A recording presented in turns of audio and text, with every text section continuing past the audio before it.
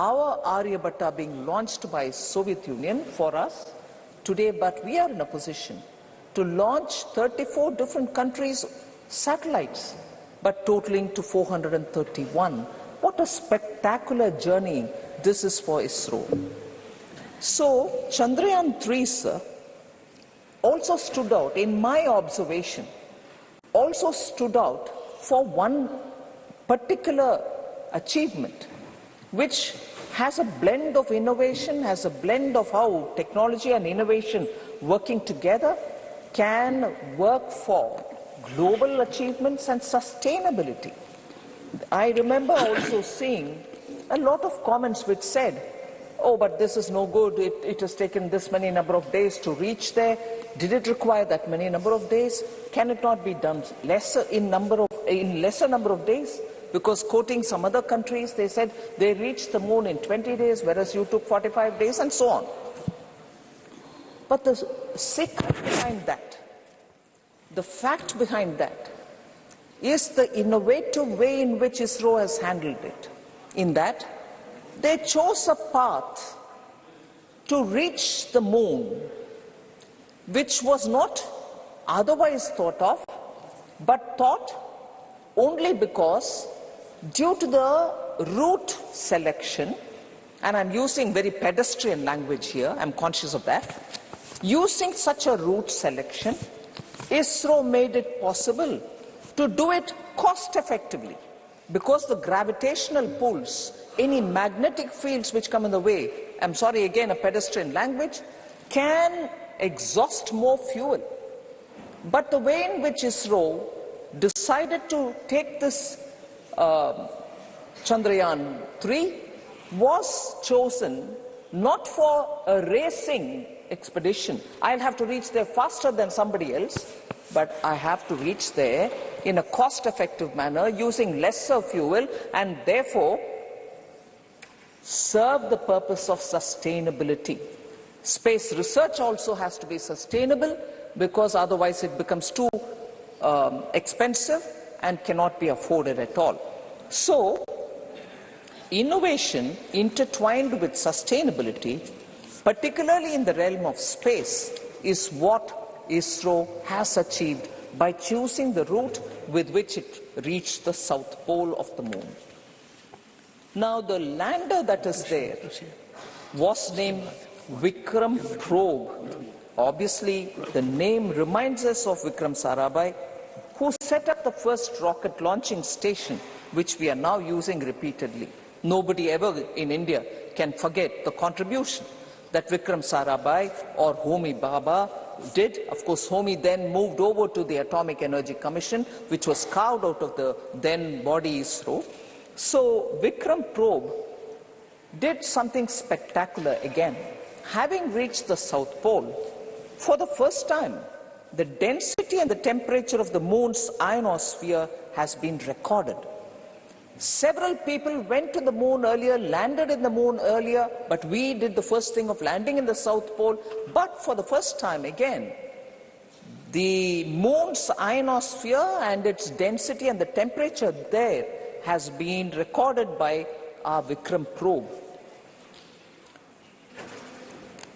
Interestingly, from the probe, the rover which is moving slowly on the surface of the moon, the Pragyan rover, in its exploration has unearthed groundbreaking discoveries, sir. The presence of sulfur, for instance, in the lunar south pole has come as a very big surprise to the scientific community. So, I'm happy to say Chandrayaan-3 landing in the South Pole for the first time does not just stop there, it has also created a lot more record on its own.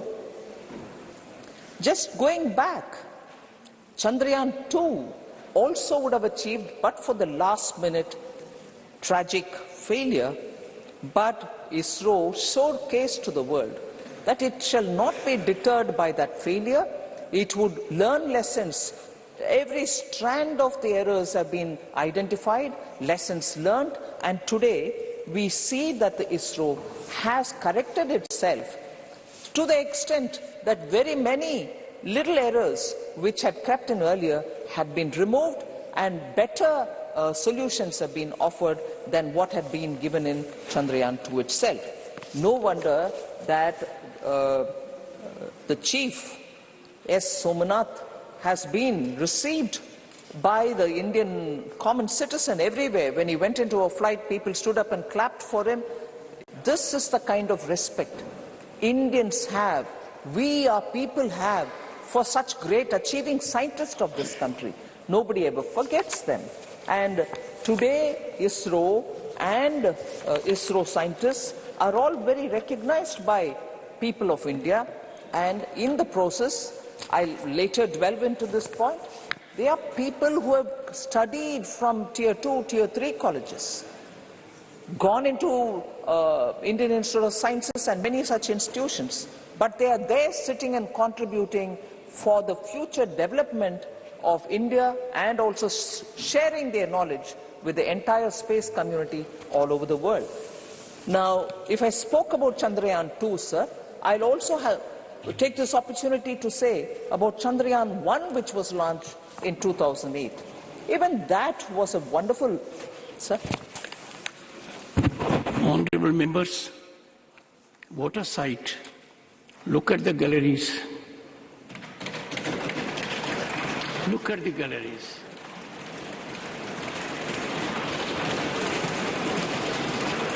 Jayaji, look at the galleries. All your gender. And you are iconic to all of them. And at a time when the Honorable Finance Minister is on legs. And this has happened right from the beginning. But that it would happen so continually is unimaginable, is spectacular.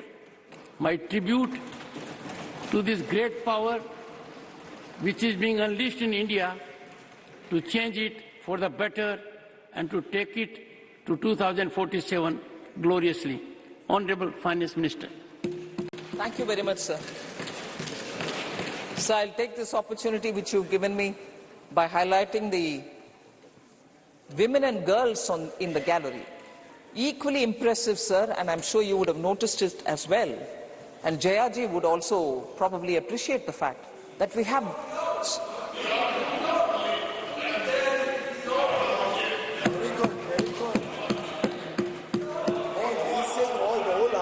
I heard it, sir, but what I wanted to say is, Jayaji, because the school children who are here, I'm so touched by the fact that they are here to observe what we are discussing. And I'm sure, yes, all the members would feel happy about the presence of the future generations of India here. She started her first movie. Oh, okay. As a school child. Honorable Leader of the House reminds me that I'm not wrong in mentioning Honorable Jaya ji's name, because she apparently acted as a school child. Yes. A student with uniform in a film. I was reflecting, honorable members, on that memorable contribution as a great artist and elevating her to iconic status, which she has sustained all throughout. Honorable Finance. Appreciations, Jayaji. Sir, I did mention about Chandrayaan-2 and wanted to move over to briefly talk about Chandrayaan-1 as well. But before I do talk about Chandrayaan-1, I want to remind myself and also place it before the honorable members in this House that on probably 7th September 2019, midnight, the Governor of West Bengal, the then Governor of West Bengal, and now Vice President of India, witnessed that landing, which of course had a problem, but along with hundreds of school children in the science city of Kolkata. And today, you are reminding us about the school children who are here to listen to this debate on the Chandrayaan-3's success. So Chandrayaan-1, sir, if I can just go one step backward, was also a very successful mission. 2008, when it was launched, It discovered the presence of water on the moon's surface, and it also provided a lot of insights into the lunar geology. So obviously, each one time that ISRO had attempted to do, they've come out with extraordinary contributions to the space science, and that is now actually being used by the space community, scientist community from all over the world. And repeatedly, when we talk about ISRO, I will definitely recollect that the founders of ISRO, as I named them earlier, Vikram Sarabhai or Homi Bhabha, had all remembered that this contribution or this investment in space is an investment in future, and that it will be done for the sake of development and also for the sake of humanity. That spirit continues even today, sir. I would want to highlight that. And when I do that, it is purposely because I want to bring to the context that continuously in India, ISRO has received that kind of a support from all communities, ordinary citizens, students, children, scientific community, and from the government of the day. The kind of support that ISRO has received is something which all of us are proud of, and we'll continue doing that.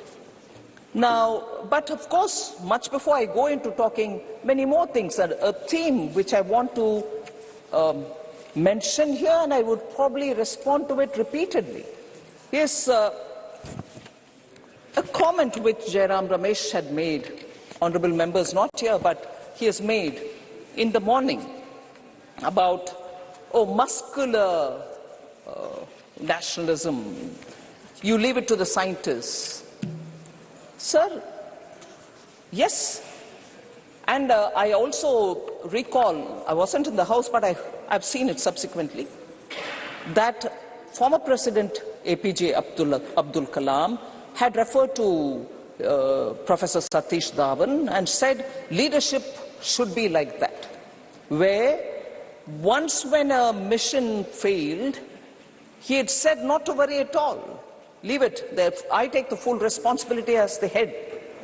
But when the next year it was corrected and they achieved success, Professor Satish Dhawan had told our former president, then scientist, APJ Abdul Kalam, the success is due to your team and the success is to you, and as a true leader, gave the credit to the team.